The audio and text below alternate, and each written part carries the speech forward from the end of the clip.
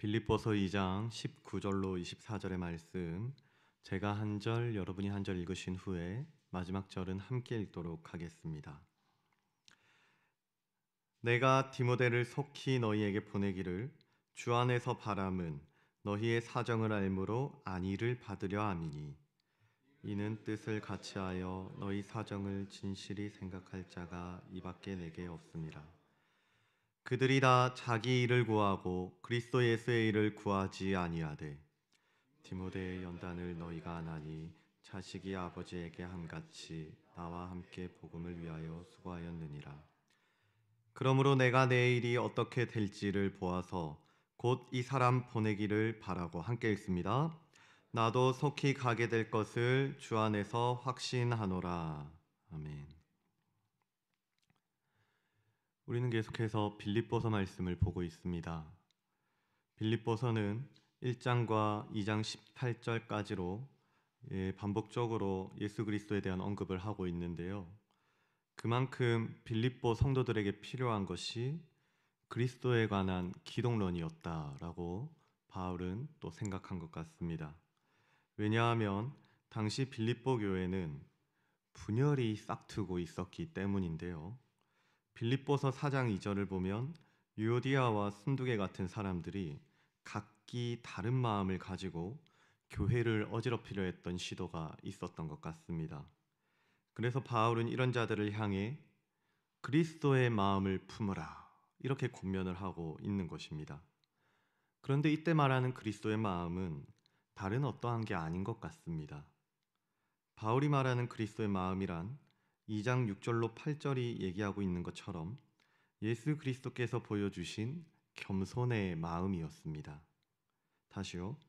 바울이 말하는 그리스도의 마음은 하나님이신 예수 그리스도께서 하나님과 동등됨을 취하지 아니하고 하나님의 뜻대로 사람의 모양을 입으사 십자가에 못 박히셨던 겸손의 마음이었습니다. 이러한 흐름 속에서 오늘 본문은 두 사람을 소개하고 있는데요. 먼저는 2장 19절부터 24절까지 디모데라는 사람에 대한 소개가 나오고요. 그리고 그 후에는 25절부터 30절까지 에바브로디도라는 인물이 등장을 하고 있습니다. 이 두 사람에게는 공통점이 하나 있었는데요. 그것은 바로 이 두 사람 모두가 그리스도의 마음을 품고 교회를 세우는 사람이었다라는 것입니다. 그러면은 우리는 이 두 사람의 이야기를 통해서 빌립보 교회 안에 있던 갈등을 어떻게 바울이 풀어가고 있는지, 또한 우리는 이 교회의 연합이라는 아름답고 영광스러운 이 너무나도 중요한 가치를 어떻게 지켜낼 수 있을지 본문을 통해서 한번 살펴보도록 하겠습니다. 먼저 빌립보서 2장 19절인데요. 제가 한번 읽어보겠습니다. 내가 디모데를 속히 너희에게 보내주기를 주 안에서 바람은 너희의 사정을 알므로 안위를 받으려 함이니. 지금 이 빌립보서를 쓰고 있는 바울은요, 로마의 감옥에 수감이 되어 있습니다. 그런데 19절을 보니까 바울은 바울과 함께 있던 디모데를 빌립보 교회로 보내주겠다라고 하는 것입니다. 당시 로마에서 빌립보까지는 대략 어림잡아도 1500km가 넘어가는 굉장히 긴 여정이었거든요. 그런데 바울은 지금 빌립보 교회를 위로하고 그리고 회복된 빌립보 교회의 소식을 듣고자 하는 마음으로 디모데를 보내겠다는 겁니다. 자, 20절을 한번 보십시오. 바울이 디모데를 소개하고 있는데요. 이 위로를 받기 원하고 또 이 위로를 주기 원하는 바울이 디모데를 갖다가 뭐라고 소개를 하고 있는지 빌립보서 2장 20절, 이는 뜻을 같이하여 너희 사정을 진실히 생각할 자가 이밖에 내게 없음이라 라고 소개를 하고 있습니다. 여기서 뜻을 같이 한다라는 것은 디모데와 바울이 한마음 한뜻을 품은 연합관계 안에 있었다라는 표현인데요. 그렇기 때문에 바울은 디모데를 믿을 수 있었던 것이고 그가 빌립보 교회의 사정을 제대로 이해하고 또 위로할 수 있을 것이라고, 그리고 자식이 아버지에게 한 같이 나와 함께 복음을 위하여 수고하였느니라고 당당히 추천을 할 수가 있었던 것입니다. 그런데 조금 더 생각을 해보면 우리는 여기서 뜻을 같이 한다라는 것이 그리스도의 마음을 품는 것임을 알 수가 있습니다. 왜냐하면 먼 거리까지 가서 빌립보까지 가서요, 그들의 분쟁을 막고 또 갈등을 막는다는 것은 분명히 쉽지만은 않은 그런 일일 것이거든요. 심지어 다시 로마로 돌아와서 옥에 갇힌 바울의 수발을 든다는 것은 자기 또한 바울과 같은 죄인으로 취급받을 것을 생각해야 되는 일이기 때문에 분명히 어려운 일이 맞을 거란 말입니다. 그래서 이 일은 그리스도의 마음을 품지 않고서는 할 수가 없는 것입니다. 나를 낮추고 남을 높이고 그리고 더 귀하게 여기지 않는다고 한다면 도저히 이러한 수고를 할 수가 없는 일이라는 것이에요. 하지만 뜻을 같이 하지 않는 사람은 예수의 일을 생각하지 않습니다.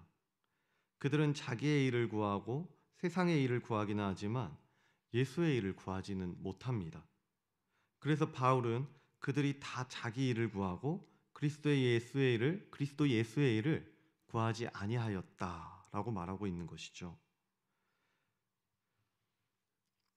사람들은요, 다들 저마다 자기의 일을 중요하게 생각합니다. 우선시하는 것이죠. 그래서 죽어가는 타인을 보고도 자기의 피부에 난 생채기를 더 고통스러워합니다. 그러나 지금 이 본문의 디모데는 다르죠. 그는 자기의 일보다 빌립보 성도들의 일에 관심이 있고요, 그들을 위해 먼 길을 마다하지 않습니다. 한마디로 자기의 일이 아니라 예수의 일에 관심이 있고 예수의 일을 구하고 예수의 사역을 위해서 자기의 인생을 투자하고 있는 것이죠. 왜냐하면은 그의 심장은 그리스도 예수의 생명으로 뛰고 있었기 때문입니다. 그 생명이 디모데를 인도하는 것이고 그 생명이 디모데를 만들어 갈 겁니다. 그래서 그는 예수 그리스도께서 자신을 낮추시고 예수 그리스도께서 겸손의 모습을 보이사 십자가에 죽기까지 낮아지신 그 마음을 따라갈 수가 있었던 것이에요. 그런데 이러한 모습은 비단 디모데에게서만 발견되는 건 아닙니다. 25절과 26절을 한번 보십시오. 제가 읽어보겠습니다.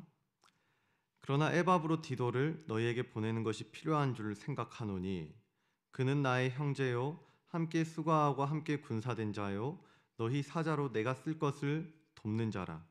그가 너희 무리를 간절히 사모하고 자기가 병든 것을 너희가 들은 줄을 알고 심히 근심했다고 이렇게 얘기를 하고 있는 거예요. 자기가 병에 들어서 자기에게 느껴지는 그 고통 때문에 자기가 이 병에서 어떻게 하면 나을 수 있을지 자기의 일을 놓고 구하고 근심하는 게 아니라요, 이 에바브로 디도라는 사람은 혹여 자기가 병든 것을 듣고 빌립보의 성도들이 걱정이라도 하면 어떡할까 하는 그런 마음을 가지고 근심을 하고 있다라는 것입니다. 사랑하는 성도님들, 이게 바로 그리스도의 마음인 게 아니겠습니까? 바울은 교회 안에서 누군가를 교묘하게 깎아내리고 남의 아픔보다 나의 아픔을 더 크게 보고 나의 유익을 위해서라면 주변은 어떻게 되든지 상관없는 자들을 향해서 오늘 권면하고 있는 겁니다. 여기 이 두 제자를 보십시오. 이들에게는 그리스도의 마음이 있습니다. 그래서 자기의 질병이나 아픔보다 자기의 수고나 희생보다 여러분이 근심할 것을 생각하는 겁니다. 자기가 아니라 자신이 아니라 여러분을 생각하고 여러분을 위하고 여러분을 위해 구합니다. 이게 바로 그리스도의 마음이고 예수의 마음이고 교회가 연합하고 살아날 수 있는 비결인 것입니다. 이렇게 바울은 얘기를 하고 있는 것이에요. 네. 바울은요, 교회가 구별되어야 됨을 얘기합니다. 세상과는 달리 생명이 있어야 됨을 얘기하고요, 연합할 수 있어야 된다고 합니다. 세상은 나를 소중히 하고 나를 중요시하라고 얘기합니다. 나를 중요시하는 그 렌즈를 가지고 세상을 이해하라고 얘기합니다. 그렇기 때문에 자기에게 유익한 일이라면은 뜻을 같이 할 수가 있겠지만 자기에게 해가 된다고 한다면 언제든지 나눠질 수 있다고 얘기를 합니다. 그러나 우리는 어떤 공동체를 꿈꾸고 살아갑니까? 우리는 어지러운 세상 가운데서도 교회가 되기를 원합니다. 비록 두 발은 세상을 딛고 살아가고는 있지만 우리는 연합하기를 원합니다. 나눠지고 분열하며 서로를 밟고 높은 자리로 올라가려는 모습이 아니라 예수의 마음을 품고 낮은 자리에 있는 그 영광을 발견하고 그 자리에서 예수를 뒤따르고 연합하며 섬길 수 있기를 원하는 게 우리의 모습인 거 아니겠습니까? 그러므로 오늘 말씀이 주는 메시지는 너무나도 분명합니다. 교회가 살아나기 위해서는, 교회가 회복되기 위해서는 반드시 그리스도의 마음을 품어야만 합니다. 분열이 사라지고 다툼이 사라지고 이기적인 마음들이 무너지고 사랑과 섬김이 살아나기 위해서는 내가 먼저요. 내가 먼저 예수의 마음을 품고 예수의 겸손을 따라가야 하는 것입니다. 오늘 또 이렇게 하루가 시작되고 있는데요. 오늘 하루는 우리가 이 주신 말씀을 따라서 이 겸손이라는 가치를 조금만 더 추구할 수 있고 행할 수 있으면 어떨까 싶습니다. 제게도 이게 쉽지만은 않은 숙제일 것 같거든요. 또 잠깐 돌아서고 있으면은 잠깐 또 이렇게 정신을 딴 데 두고 뭔가 집중하고 있으면 어느 순간 저는 또 제가 높아지려고 하는 그런 마음을 발견하게 될 것만 같습니다. 그런데요, 우리가 또 한 번 발버둥 쳐보고 또 한 번 씨름해 보는 거예요. 예수의 마음을 또 한 번 품기를 원하는 그런 자세로 그리스도 예수께서 나의 인생에 어떻게 역사하셨었는지, 그리고 어떻게 하나님 앞에서 그 모습을, 자세를 취하셨는지 생각해 보면서 우리는 또 그 마음을 품어보는 것입니다. 디모데처럼, 에바브로디도처럼 우리의 이 심장이 그리스도의 생명으로 가득하게 된다면은 저는 우리에게서도 분명 겸손이라는 향기가 아름답게 뿜어져 나올 것이라고 생각합니다. 그러므로 주어진 오늘 하루를 살아갈 때에 내가 먼저 그 마음을 추구하고 사모하고 또 품고 이 교회를 세워가는, 우리의 공동체를 세워가는 그런 아름다운 일들이 좀 생겨났으면 좋겠습니다. 그래서 오늘은요, 어제보다는 조금만 더 예수를 사랑하고 예수를 또 닮아가고 예수를 본받을 수 있는 그런 복된 하루가 될 수 있기를 우리 주 예수 그리스도의 이름으로 간절히 소원합니다. 기도하겠습니다.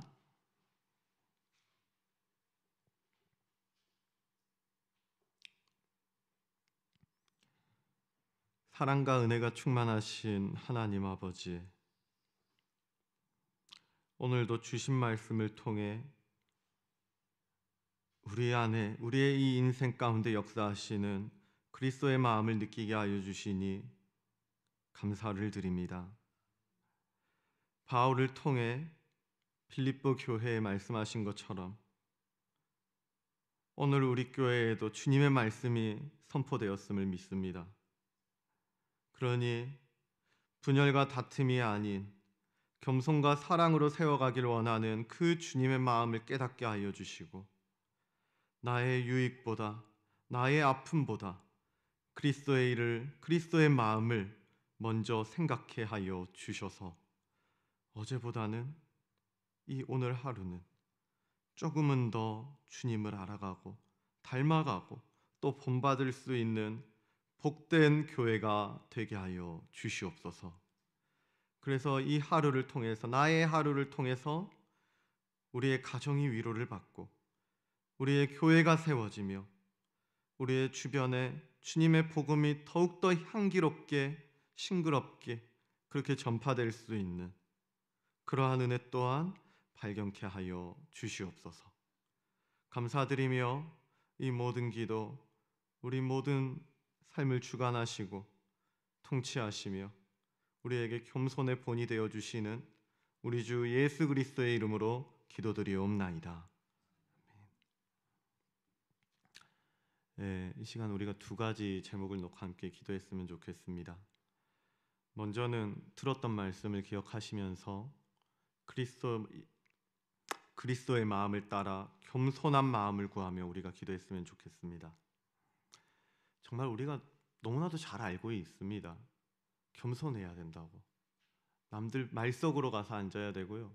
남들보다 낮은 자세로 남을 더 낮게 여기는, 높게 여기는 그런 마음을 품어야 된다는 거 너무나도 잘 알고 있는데요.